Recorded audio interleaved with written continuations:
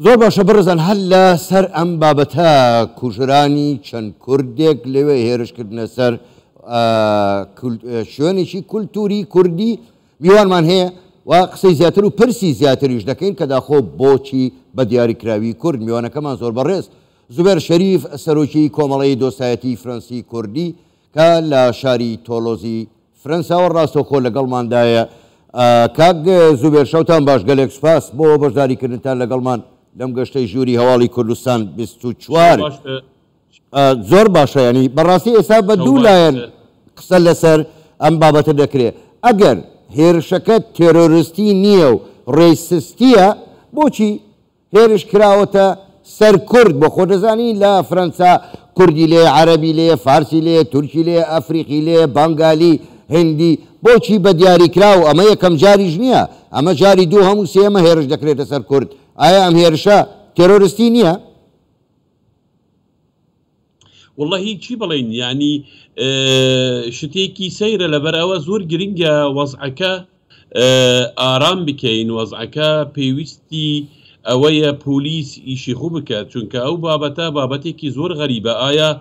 ئەو کابرایە بوو لەو ڕۆژە لە سێ ژێگای کورد گەڕاوە کورد بکوژیت بەڵام پێش 12 ڕۆژ لە سژن دەرچووە و ئەو کابرایە ئەنی کابرایەکی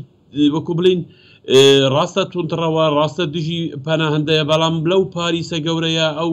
هەموو سینیانە و ئەفریقیانە و عەرەبانە هەمووی تایە بوشی کوردی بەدبەخت وای لەکەن شتێکی زۆر سەیرە هەموو شت متەوەقعە ینی دوور نییە من ئەبینم دوور نییە ئەوە ئیشێک بیت بلوەکالە زۆر باشە کەواتە کاک زوبێر زۆر باشە ببوورە کاک زوبێر کەواتە پێ دوایە هیچ ئەگەرێک هەیە دەستێکی بیانی لە پشت ئەم کارەوە بوو بێ ئەم کابرایە پارەی درابێتێ بە کرێیان گرت بێ بۆ خۆ دەزانی پارە هەموو شتێک دەکا من بە تەحلیلی خۆم ئەڵێم دژمنەکانی کورد زۆر زۆڵن زۆر بەقووەتن و دژمنەکانی فەڕەنساش ئەبێ لەبیر نەکەین چونکە ئەو کارە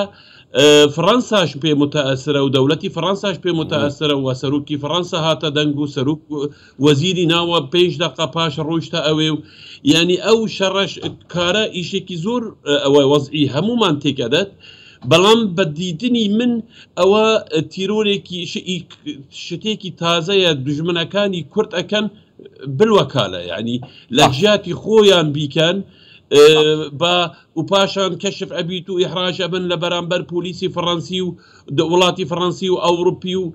نەخێر کابرایەکی هەر فەڕەنسی لێ ئەگرین و ئەوای شخصیاتی زەعیب و توژێشێت پارە پێیان ئەدەین و ئەو ئیشە بوومان بکەت ئەوە متەوەقع ینی من تا ئێستا لەو تەحلیلە زیاتر شخص زۆر چاکە هیچ شتی دیکە لێ دەرناچێت باشە کاک زوبێر با بێمەوە سەر خۆپیشاندانەکان خۆپیشاندانەکان بەداخەوە توندوتیژی لێکەوتەوە پێت وانە نەدەبوو ڕەوەندی کوردی ئەو توندوتیژەیە بنوێنێ بۆ ئەوەی ئەو سۆز و هەستەی کە فەرەنسیەکان بەرامبەر کورد هەیەە لە دەستی نەدەن ئێستا حتمما ئاگاتان لە هەموو شتێکە بەڵام منیش بە دوو دێر دەوڵەتی فەڕەنسا سەرکردایەتی لە سەرۆک کومار تا حزبە تونتڕەوەکان ڕاست و چەپ هەموو گەلی فەڕەنسا لەگەڵمانە هەموو یعنی لەوە ئەوە لە دوێنێ زیاتر بە سەدان ڕیسالە و ئەوە پەیام بوومان ناردووە بۆ منی شخصی ناردووە کە لەگەڵ ئێوەین لەگەڵ توین ئەوە کورد بەداخەوە بەدینی ئەڵین عاقل خۆشمالە بەڵام تاژێکی زێرنە بەڵام لەسەری هەموو کەسێک نینە ئەبێ ئێمە ئەو چارە ئەو بابەتە بە عقل تەفکیرە بکەین خۆپیشاندان باشم بەڵام خۆپیشاندانی سلمی هێرش بکەینە پۆلیسی فەڕەنسی تەنەکەی گلێش و نازانم چی بسووتین وەزعی پاریس تێک بدەین یا شارەکانی فەڕەنسا تێک بدەین ئەوە هەموو گەلی فەڕەنسا لەگەڵمانە حکوومەتی فەڕەنسا لەگەڵمانە بووە ئەکەین ینی زەختەکێ بکەین حکوومەتی باواز لە پۆلیسی فەڕەنسی بینین تاقیقی خۆ بکات خۆپیشاندان بیکەن بەڵام خۆپیشاندانی مەدەنی ڕێک و پێک داوا بکەین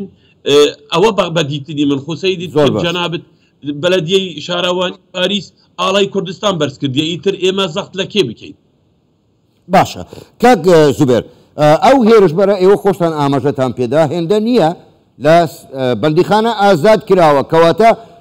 پاشخانێکی توندڕەوی پاشخانێکی کریمینەڵی هەیە یعنی قاتیلە بۆچی بەڕڵایان کردو یاخود ئەگەر بەڕڵاشیان کردووە بۆچی چاودێری نەکراوە بەڕاستی ئەمە جێگەی پرسیارە والله مەسەلە سیستەمی ئەوروپا بەتایبەتی من باسی فەڕەنسا ئەەکەم یعنی بەپێی قانون ئەو برادەرە حەقی ببوو بێتە بەردان پاشان ئەگەر سەیری بکەین لە وڵاتە ئێستا بەدەهان کەسی وەکو ئەو هەنە و ئازادن و چونکە ئەو مدەی خۆی قانونی بە تەواو کردووە یعنی سژنی خۆی خواردووە و دەرفووە ئیتر مثلا حاکم ڕاچی وەکو ڕاشید بەڵێن دەنووسیت ئەڵێت ئەو کابرایە ئەبێ متابعە بێتەکردن لە لای دکتۆرێکی نەفسی یا ئەوە یا ئەوە بەڵام ئەگەر کابرا ناڕوت یعنی خۆی ئازادە آخر دیموقراتیەت شتێکی زۆر جوانە بەڵام بۆ ئینسانی عاقل و ڕێکوپێک ینی لەو ناحیە دەوڵەتی فەڕەنسا من محامی فەڕەنسا نیم بەڵام ئیهمالی نەکرد ینی قانون بەو شێوەیە ئەوە چەند ساڵە من 15 ساڵە تەرجمانم لە مەحکەمە و ئەو قەزیانە ڕۆژانە ئەبین و شتێکی ینی هیچ طبیعیە زۆر طبیعیە زۆر باشە زۆر بەڕێز زوبێر شەریف سەرۆکی کۆمەڵی دۆستایەتی فەرەنسی کوردی ڕاستەوخۆ لە شاری بەڵێ لە شاری تۆلۆزەوە لەگەڵمان بووی گەلێک سپاس بۆ بەشداریکردن لەگەڵمان سپاس بوویەوە شەوتان